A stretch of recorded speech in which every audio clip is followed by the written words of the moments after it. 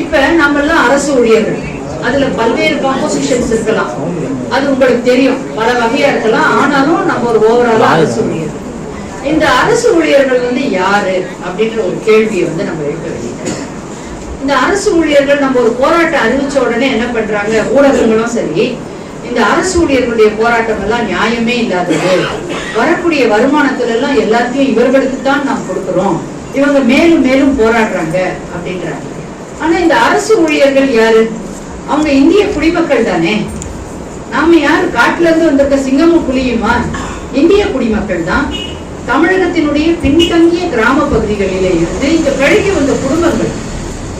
நாம படிச்சு நம்மள குவாலிஃபை பண்ணி அரசினுடைய பரீட்சையை எழுதி அல்லது அவன் வேற எந்த முறையில தேர்வு பண்ணி எடுக்கிறானோ அந்த தேர்வு முறையில பின்தங்கிய ஒடுக்கப்பட்ட பகுதிகளிலே இருந்து வேலைக்கு வந்தோம்.